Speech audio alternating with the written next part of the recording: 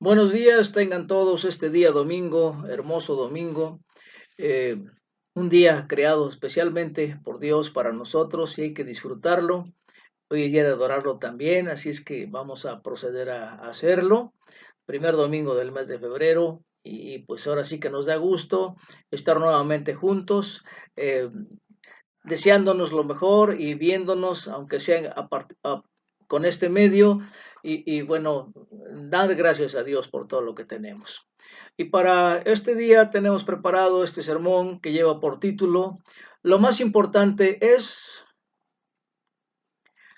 bien, esta semana el tema es el gran cuidado de Dios. Y nuestro sermón se sustenta en 1 Corintios 9 del 16 al 23. Y esta escritura parte de una discusión en la que el apóstol Pablo nos llama a tender la mano a los demás con el gran cuidado con que Dios lo hace, anteponiendo las relaciones a nuestros derechos y preferencias personales. Una parte muy difícil para nosotros como seres humanos, pero con la ayuda de Dios todo es posible. Y bien, pues hay un aforismo que dice, lo más importante es mantener lo más importante como lo más importante. Parece un juego de palabras, ¿verdad? Y nos puede rescatar una sonrisa, pero es algo profundo. Y es que, hermano, debemos poner nuestra mente y nuestra energía en lo más importante. Y no dejes que lo innecesario absorba todo tu oxígeno, todo tu tiempo, toda tu vida. Y vamos a comenzar diciendo lo siguiente. En la iglesia, por ejemplo, cantamos himnos y usamos a veces videos, a veces usamos PowerPoints. eh, Cantamos himnos antiguos, himnos solemnes y también cantamos alabanzas modernas. Y bueno, hay adoración espontánea o litúrgica, hay oraciones escritas o improvisadas. Bueno, podemos acompañarnos con tambores o sin ellos. ¿Y en la cena? ¿Vino o sidra espumosa? Bueno, esto siempre lo hemos vivido en la iglesia. Pero, ¿y qué es lo más importante? Bien, en esta carta a los creyentes de la ciudad de Corinto, Pablo estaba tratando de que la iglesia mantuviera lo principal, el evangelio, como lo más importante. Y se encontró justo en medio de un cambio de paradigma en la forma en que Dios se relacionaba con la humanidad. Y bueno, tenemos la suma de los rituales y las prácticas de los israelitas que se celebraron miles de años atrás. Pero eso ya había cumplido su propósito. Y entonces en este momento en que el apóstol Pablo escribe esta carta, existe una tensión comprensible cuando se hace un cambio. Y eso es lo que exploraremos hoy. Y vamos a considerar esta discusión aparentemente menor, pero poderosamente simbólica en este capítulo 9 de la primera carta a los Corintios. Y vamos a repartirla en tres apartados, tres aspectos: rituales, derechos y relaciones. Comenzamos con los rituales. Sin subestimar ni malinterpretar los rituales del Antiguo Testamento, hay una parte importante del contexto teológico e histórico que necesitamos nosotros para que esta sección de las Escrituras tenga más sentido para nosotros. Dios dio a Israel rituales identificadores que mostraban que eran diferentes a otros pueblos. Dios preparó al pueblo de Israel de una manera diferente. Y todo esto funcionaba con un conjunto de leyes morales y éticas para formar la identidad de Israel como el pueblo de Dios. Y estas prácticas culturales mantenían unida la identidad de este Israel que vivía en un territorio ocupado en el tiempo de Pablo. Y ahora el apóstol y los demás dicen que estas prácticas ya no son necesarias. Y entonces hay un choque, ¿verdad? El mensaje del Evangelio declara a la fe de Cristo como la conexión con Dios, estableciendo que Jesús cumplió todas estas señales en su venida. Y además enseñaban que la ley moral y ética todavía está vigente, pero la ley ritual ya no era necesario guardarla. ¿Por qué? Porque después de la venida de Cristo se cumplió todo el ritual antiguo y entonces al estar en el tiempo de la iglesia era similar al usar un vestido de bodas después de estar casado, ¿verdad? O sea que ya no tiene razón de ser. Y hay que estar comprensivos con la importancia de los rituales que tenían los judíos para la audiencia de Pablo, porque además la iglesia primitiva, recordemos que era un mosaico de judíos y griegos. Estas dos culturas eran por demás diferentes y con dificultades para comunicarse, como ya lo hemos visto, ¿verdad? Y bien, para comenzar, uno de los problemas pastorales con los que Pablo se enfrentó con los creyentes judíos era que ellos querían agregar las viejas prácticas a lo que significaba ser cristiano. Y podemos resumirlo en esta frase. Ellos pudieran haber dicho, sí, crees en Cristo, pero también tienes que circuncidarte. ¿Cómo lo ven? ¿Verdad que suena un poquito curioso? Y bien, dice, o en esta sección aquí evita la carne que se ofrece a los ídolos. Pablo dice enfáticamente que no. Lo principal y lo único es una relación con Cristo a través de la fe. Eso es lo que cuenta. No los rituales, ni si ofrecen la carne a los ídolos o no, digo de la que comen, ¿verdad? Y bueno, esto es con respecto a los judíos. Ahora, con respecto a los griegos, ¿sí? El problema al que se enfrenta Pablo es que ellos adoraban a muchos dioses.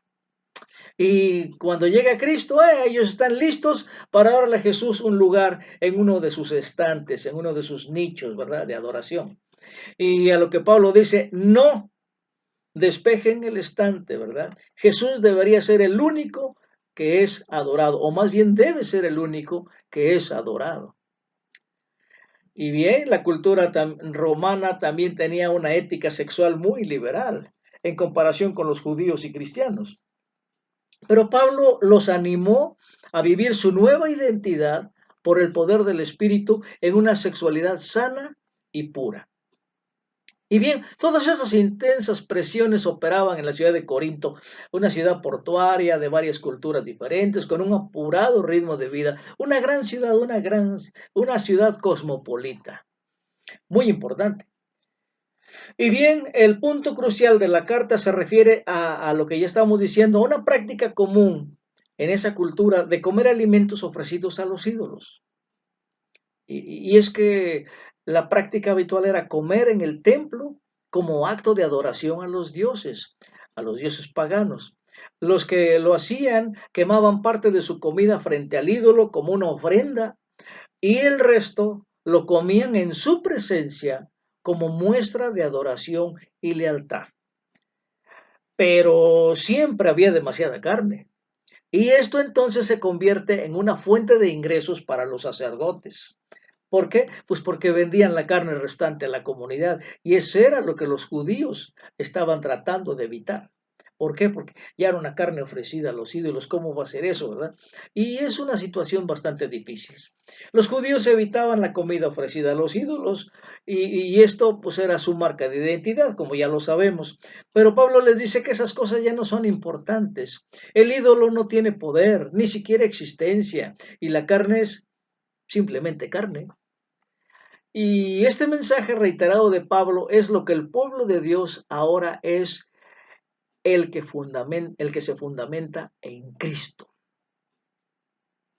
Y bien, vamos al siguiente punto, derechos. Y es que aquí el apóstol se pone en una situación fuerte diciéndoles que yo no soy apóstol o qué. ¿Por qué? Pues porque Pablo discute con su audiencia el hecho de que él no vive del evangelio. Porque la tradición es que a los oradores, a los maestros, se les pagaba por sus servicios. Y Pablo habla de predicar el evangelio gratuitamente, lo que significa que no ha impuesto sus derechos como maestro. Y los derechos son una gran discusión para Pablo, pero él sostiene que inmediatamente dejaría de lado sus derechos si alguno se interpusiera en el camino del Evangelio. Él decía, mis derechos no importan, lo que importa es el Evangelio. Ese es lo más importante. Y bueno, el problema con algunos en la comunidad de Corinto era que estaban haciendo alarde de su derecho como hijos libres de Dios. Nos vamos al extremo, ¿verdad? Y en esta práctica de comer alimentos ofrecidos a los ídolos, les importaba un cacahuate que comieran o no comieran, ellos comían, ¿verdad? Era carne.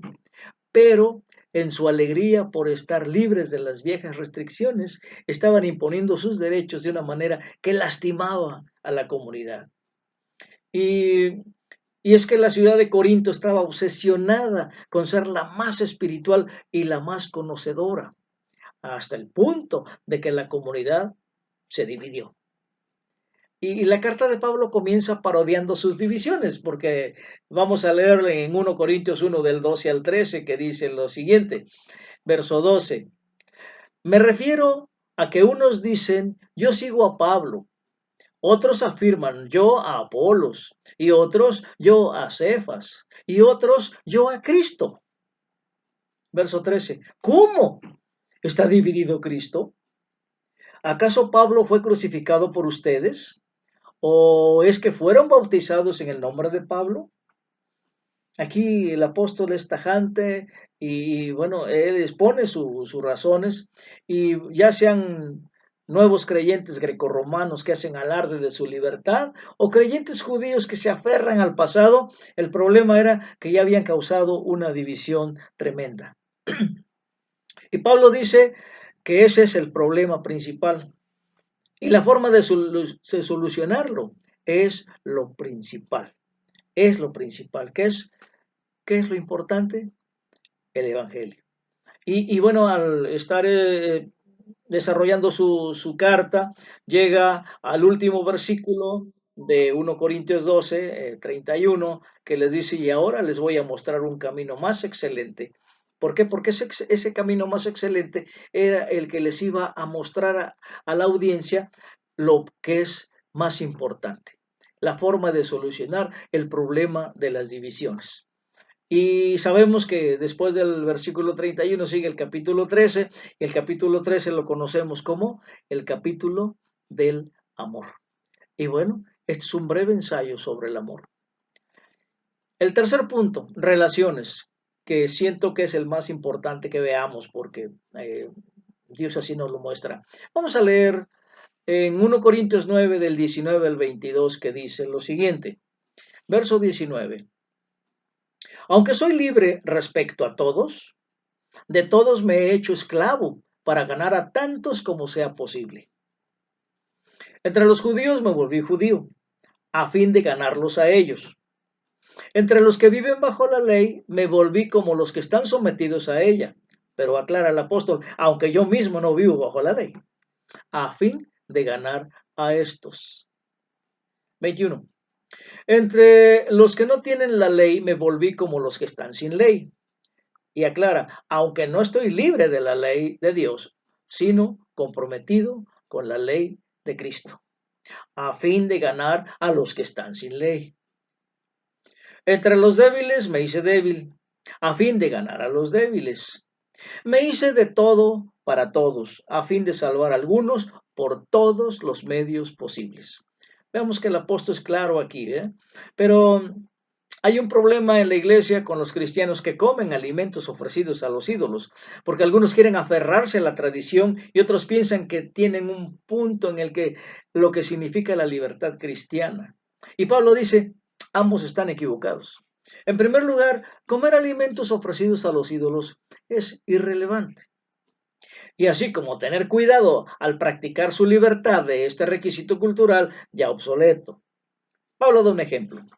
El problema no era la carne en sí, sino el ritual de adoración en el que se usaba. Y a los cristianos se les prohibió estrictamente participar de esta adoración.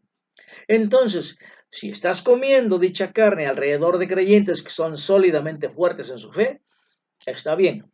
Ah, pero si uno de ellos tiene un problema con esto, necesitas reevaluar lo que significa salvo por gracia mediante la fe, diciendo esta verdad en amor, por supuesto, ¿verdad? Y sin embargo, si estás comiendo esta carne frente a un creyente nuevo o indeciso, ese es el problema. Puedes sentir la tentación de volver a esos rituales paganos del templo o incluso volver a ellos mental y emocionalmente, causándole un daño espiritual tremendo. Así que no vale la pena usar tu llamado derecho a la libertad en Cristo para ello, ¿verdad? Y en 1 Corintios 8:13 el apóstol vuelve a tocar el punto y dice, Por lo tanto, si mi comida ocasiona la caída de mi hermano, no comeré carne jamás para no hacerlo caer en pecado. Aquí el apóstol es claro en su conclusión, ¿verdad? Ahora, nunca volverás a comer carne si eso hace que tu hermano o hermana vuelva a su antigua vida. Eso es amor. Y Pablo, celoso de su trabajo, pues no quiere empujar a nadie ni un centímetro en la dirección equivocada. Él está firme en seguir lo puro del Evangelio. Al principio es importante, ¿sí? ¿Cuál es el principio importante? La relación. La relación. No son los rituales obsoletos, no son los derechos a la libertad cristiana. Las relaciones en la familia de Dios, hermanos, son el factor determinante y el único que vale la pena preservar. Recordemos que Dios es relación. El apóstol nos recuerda en versículo anterior, para los débiles me volví débil. ¿Y quiénes son los débiles? Bueno, los débiles son las personas que pueden volver a la vida anterior si todavía están aprendiendo a vivir en su libertad cristiana. ¿O no lo creas, hermano? ¿No le ha pasado alguna vez? El antiguo ritual y las antiguas adiciones a la ley, como la prohibición de la comida de ídolos, ya no son relevantes. Somos libres en Cristo. Y Pablo dice que puedes tomar o dejar estas cosas, incluso practicando viejos rituales, si eso puede ayudar a despejar el camino entre alguien que todavía no lo conoce y Cristo. Y se concluye en este pasaje de la siguiente manera, versículos 22-23. Leemos el 22 completo que dice, entre los débiles me hice débil a fin de ganar a los débiles. Me hice de todo para todos, a fin de salvar a algunos por todos los medios posibles. Y el verso 23, todo esto lo hago por causa del Evangelio para participar de sus frutos. Su identidad está en Cristo y la carne que comió o los días que practicó no afectan ese hecho en nada. Ah, pero estamos en el siglo XXI, me dirán algunos.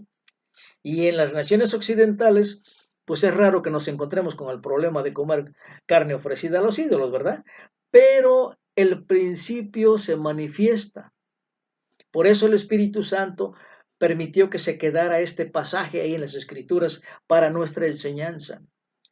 Y podemos dar varios ejemplos. Por ejemplo, hermano, si eres libre de beber alcohol con sabiduría, es un problema serio en esta época.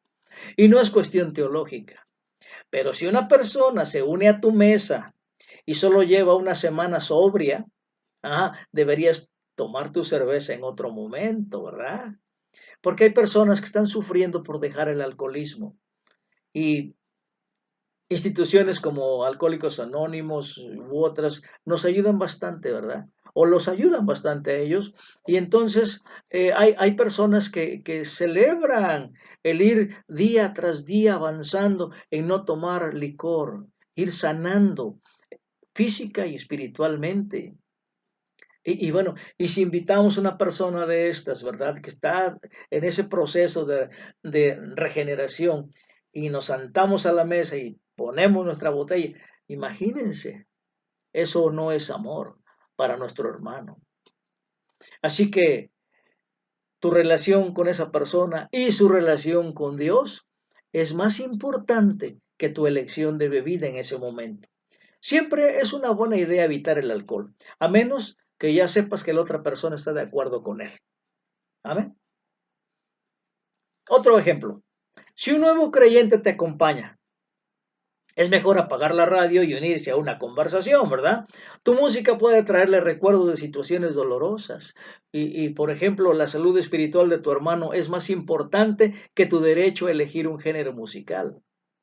Mejor pregúntale qué tipo de música prefiere antes, ¿verdad? Y si él te dice que no hay problema, pues adelante. Pero, dadas las circunstancias, podemos evitar esto y brindarle amor al prójimo de esa manera. Otro ejemplo. ¿Y qué si llegan a la iglesia personas de diferentes partidos políticos? ¿Verdad? No van a estar de acuerdo, sin duda, ¿eh? Pero nunca deben creer que el otro sea menos espiritual o maduro en Cristo. Teológicamente, la afiliación política en sí misma es una cuestión de indiferencia. Cuidado con esto en nuestro contexto, ¿verdad? Porque todos somos iguales, Cristo murió por todos y aunque no estemos de acuerdo, el amor de Cristo es para todos y eso es lo más importante. Y entonces tratar con el amor con que nos da Dios, eh, eh, a unir más a estas personas, ¿verdad? Teológicamente. Podemos decir, bueno, tu vida social es una cosa, pero tu vida espiritual es otra. Más, sin embargo, cuando tu vida espiritual es madura, entonces tu vida social va a madurar y esto puede ser irrelevante. ¿Por qué lo digo? Porque confiamos en que Dios está moldeándonos, el Espíritu Santo está transformando nuestras mentes. Por tanto, cuando asimilamos todo esto, hermanos, entonces al manifestarlo, estamos manifestando el amor de Dios que hay en nosotros. Otro ejemplo, y este es algo que ha sucedido, ¿verdad? En la iglesia, por ejemplo, un hermano joven considera que los himnos que cantamos están desactualizados, son irrelevantes o que están muertos. Ya son antiguos, ¿verdad? Pero un hermano mayor creció con los clásicos y cree que los nuevos coros de alabanza distraen y son molestos. Imagínense, ¿verdad?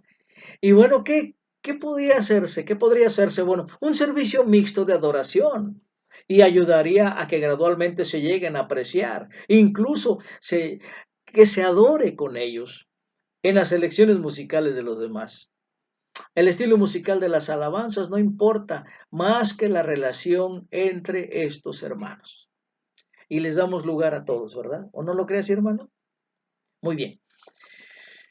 Lo principal entonces es mantener lo principal, como dijimos al principio. Lo principal es el Evangelio.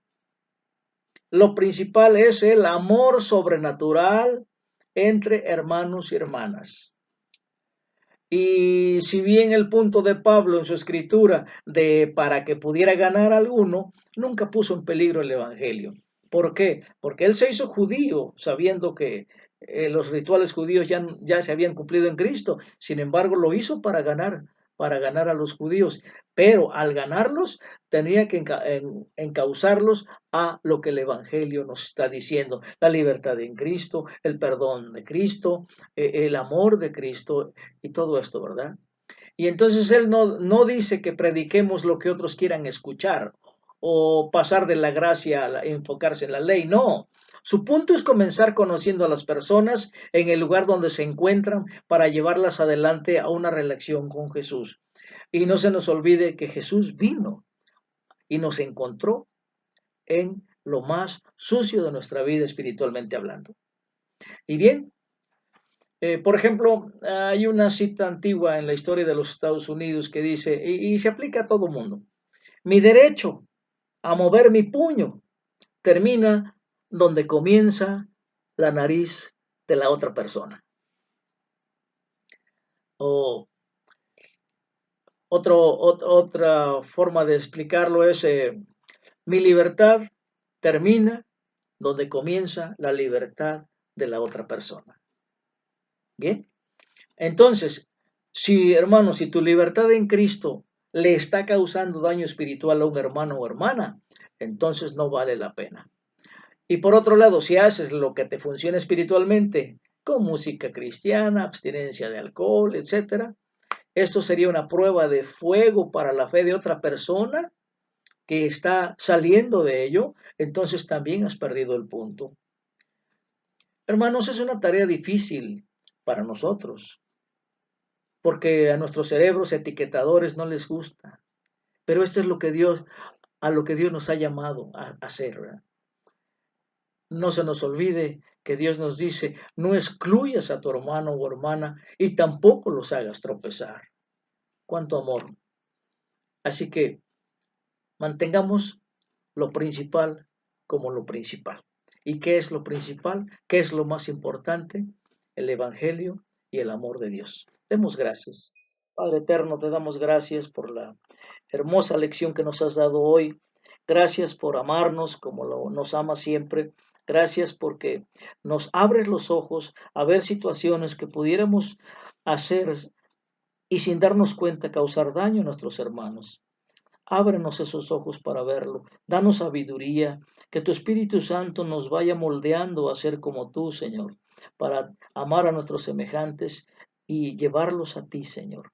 Y que tú los acoges en tu seno y les llenes de amor como nos has llenado a todos nosotros y que además nos soportas todavía nuestros errores, así también a todos los demás lo harás siempre porque nos amas demasiado. Padre, nos ponemos en tus manos porque estando en tus manos sabemos que estamos en la mejor opción. En el nombre de Jesús te damos gracias, Padre nuestro, en la presencia y por el poder del Espíritu Santo.